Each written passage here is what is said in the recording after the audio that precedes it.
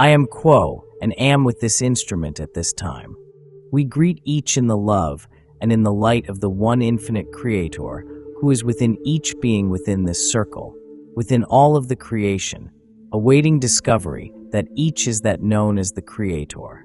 We are honored to be asked by you to join your circle of seeking this day, for you to have taken the time out of your busy schedule to come here and join with seekers of like mind with your questions, with your comments, with your heart open, with the desire to know more about the nature of your being and the nature of reality. We would ask you to utilize very careful discrimination when we reply to your queries with our thoughts. If they do not ring of truth to you, if they do not tell you something that deep inside you already know, leave those thoughts behind. Use only those that remind you of what you are and who you are and why you are here. If you will do this favor for us, we can speak more freely as we reply to your queries. So that with that said, we would ask if there is a query with which we may begin? Yes, Quo. I have a question. I'm unclear on the distinguishing qualities or differences between mind complexes and spirit complexes. I understand that we obtain spirit complexes in the third density, but how do we tell whether the inner work we're doing is rooted in mind or spirit? I am Quo and am aware your query, my sister. This is a good question, for the spirit is that which has the least distortion within your total being as a mind-body-spirit complex. It is that which has become a spark, shall we say, of the Creator. It enlivens your entire being, your mind, your body, and your spirit. It has the broadest view of all of the creation around you and within you that is possible for you to obtain at this point in your spiritual journey. Your mind is that analytical tool that takes a look at everything around you that you experience and estimates its potential utilization on your spiritual path. The mind has a great deal of resources within its memory to utilize in your continuing journey, infinitely, back into unity with the one Creator. So your mind is the practical side of your beingness. Your spirit is the metaphysical side, the side that has the broader view that the mind can increasingly become aware of and expand its nature of perception of the reality through which you move and the nature of your being as you move through it. Is there a further query, my sister? Yes, Quo. Thank you. I have another question.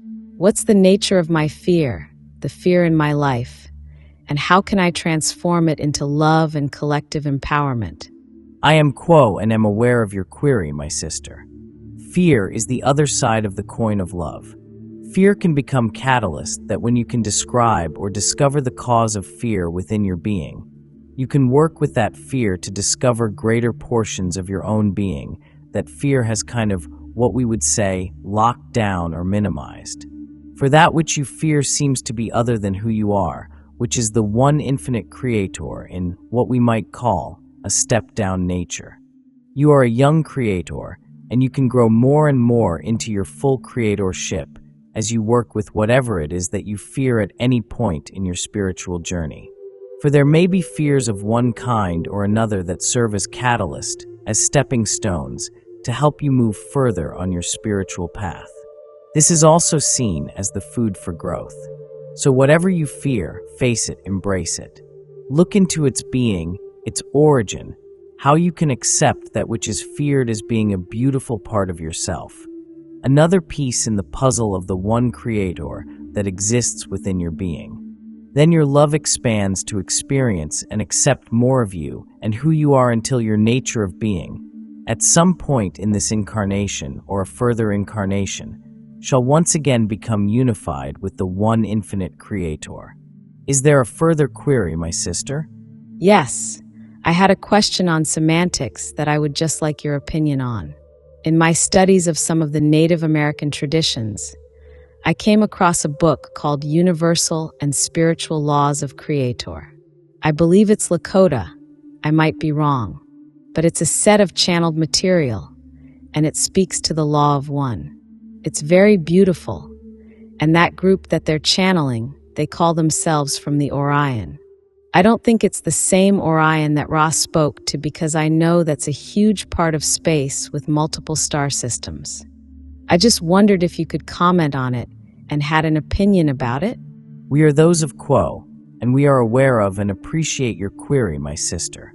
This is a particularly interesting line of questioning, as semantics are indeed important and ultimately potentially fallible, as we all know. Language can take on many different facets, can express many different ideas, and in its inherent infinity, can create paradoxes and confusions.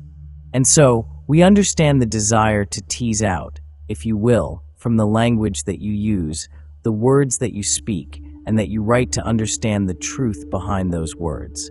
What do they mean? How do they translate? We can say that the naming of certain entities and various belief systems may mirror those in others, and that may cause confusion in your experience, wherein there is a group that identifies itself as those of Orion, when you have heard in other schools of thought, namely those of the Confederation, that there are entities also known to you as Orion. However, we would state that these names may not necessarily mean that they are of the same identity or of the same group. Instead, we would suggest that there is always potential overlap, potential reuse of words, of names, potential mistranslations. We would say that while we cannot state specifically that they are completely separate, we can suggest that what is ultimately important is the use of the information you get from these entities from this material, and how it impacts your journey, how it impacts you in your heart, in your soul. If in scanning this material from these beings, your heart feels it comes from a place of love, that it is sourced from something outside of that which you know as fear, and if it feeds you in your spiritual journey towards the one Creator in a way that is loving and accepting and open-hearted, that releases judgment, then we would say that that is of the utmost importance. The name may be left aside. If the material you scan creates any sense of fear or judgment, if it does not inspire, if it does not spark beauty within you, if it does not translate to acceptance and love, then perhaps that is the greater message rather than the name itself. And so hearing that this material has importance to you and resonates, we feel that that is perhaps the more important piece of their identity, that their energetic signature is one that sparks positive feelings and sensations, that motivates one in seeking, that inspires the heart and the soul. That is the true identity rather than the use of the sound vibration complexes you may use. We understand that this can be quite confusing. There have been times when there have been many entities named many names. And so again, we just caution that one use one's own discernment in the way that one interfaces with the material and release the attachment to the name itself. May we ask if there is a follow-up query, my sister? No, that was clear. Thank you. We are those of Quo, and we thank you, my sister. May we ask if there's another query to which we may speak? I'm very grateful to be here with you and be here with the group. My question has to do with the fear that we have all been talking about today and how we can best be of service to help all of our fellow brothers and sisters work through their own fears as well as our own. I seem to see people in my life and in other people's lives here that go through the same sort of fear, and I would really like to be able to help them. Can you speak on this, please? We are those of Quo, and we receive and appreciate and understand your query, my brother. As mentioned before, fear is the opposite side of this coin of love and understanding, and therefore being two faces of this same dynamic.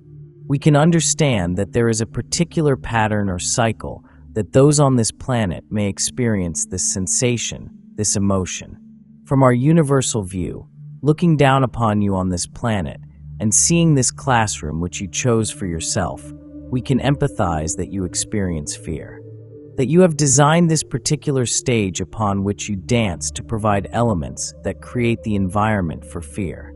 And we do not mean to invalidate that fear by speaking to it. We simply mean to provide our own perspective about the greater play that you participate in when experiencing this fear. We can understand its discomfort and how it may influence your actions or your thoughts. how it can cause one to close the heart, to move more inward, to separate self, not only from other self, but from creation itself, though creation itself is inherently and always tied. It can darken the veil, make it thicker, seemingly more unable to be penetrated. Fear is the creation of that illusion within the illusion that makes one feel so separate, and we can understand how the environment on this planet can produce such an experience. You came here in this incarnation to learn the lessons of love and acceptance, to work beyond the fear and the judgment, but you did so with the understanding that it would be challenging, that there would be work to do, that work is of a positive nature, that the way you interface with one another would be catalyst, that the way you view and see the environment would create this catalyst as well. And so, when you are in this experience of fear, we would humbly suggest first that one exercise much grace for the self, that one view oneself as the mother towards the child, that one have much patience and empathy, knowing that you are simply reacting to and experiencing this illusion, that you are attempting to make sense of it, that you are placing the costume upon the self on this stage of experience. Once one has been able to immerse oneself in that grace and allow oneself that space to be in fear, we would suggest focusing on that fear. One may do the balancing exercises of increasing that fear, taking it to its extreme within an intentional space of silence, allowing oneself to feel that fear fully, knowing that one is always safe and held, allowing all of those sensations to boil up within the self in the cycles of meditation, and then seeing it for what it is, as simply this sensation, and in that space, issuing a genuine apology and a genuine forgiveness, allowing it to become the self, envelope the self, seeing it for what it is, accepting, forgiving, and eventually releasing. We understand that saying that is potentially far easier than actually practicing, but we would assure you that continued practice and meditation with these particular types of exercises are very helpful and can allow oneself to release oneself from the binds. Now, another element to releasing that fear is the exercising of faith. The knowledge that you are always and ever held by the Creator, that everything is perfectly imperfect, that every experience is intentional, that everything is divinely designed to provide the catalyst whereby the choice of love is made. That is ultimate faith. That is the practice of faith. That is the empowerment of faith. Remind the self, in these moments where you're attempting to forgive and release the fear, that you are an eternal being simply on this small experience, much like a traveler going between destination and destination. You are simply in this moment in this body as this entity, but your soul is eternal and forever. This fear, this experience will be gone, will move away to make room for something new, and the cycle will continue on and on. You will greet and meet fear again, but each time, with intentional practice, the heart will move and grow and open more fully. The strength in your will and the foundation of faith that you are building becomes ever stronger, becomes more integral to your being. And though the body may change, though your identity may change, your name may change, even your planet may change, that foundation of faith and the purity of your heart are both like baggage that you take with you throughout your eternal experience. They're always there to tap into. They're always there to inform you. You simply can take the time to ground yourself, reorient yourself, and remind yourself of the open heart and of the faith. We understand that there are those upon this planet who have coined the term faking it until you make it, and sometimes that particular practice is also helpful. If one can recite affirmations and mantras in regards to your fear, telling oneself, as was spoken earlier, I am strong, reminding oneself that I am eternal, I am powerful, I am the Creator, I am source and love and perfection, then there is not a thing that can sway you in the eternal walk that is the incarnation beyond this incarnation, the everything, the unity, the oneness that is all. Reminding oneself that there will be cycles of this nature. Having the grace and patience for the self, taking the time to process and integrate fear, accept it and love it, and release it without judgment are all powerful exercises. And in response to the second portion of the question, of how one may respond to and be of service to those around one who are in fear, we would state much of the same. The going to the other with much grace, the extending of one's hand, the opening of one's arms, the embracing of the other self as a mother to a child, the seeing them for their fear and holding them close, knowing that they too are blinded in this illusion that we play in, that they too are attempting to make sense of things that seem very frightening or confusing, and knowing that deep down these are all lessons, and that in that moment, you too are providing lessons to one another. The lesson of faith, the lesson of acceptance, the lesson of compassion. The lessons are always there and always present. In so doing, these actions of compassion, of love, of grace, one may impart upon the other in fear those same values, that they can have grace for themselves, that they can accept fear, that they are strong, stronger than this identity they've attached themselves to on this planet, that they are perfect, and that what is the ultimate mantra of this experience? All is very much well, all will very much be well.